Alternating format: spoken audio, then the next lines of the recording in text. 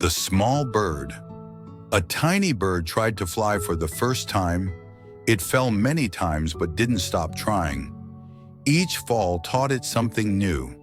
A person watched quietly, feeling inspired. The small bird finally lifted into the air, wings strong and free. The person smiled, realizing that learning takes time and courage. The small bird showed that success doesn't come from being perfect, but from not giving up. Even when we feel weak, our efforts build strength. The sky looked endless, and the bird became part of it.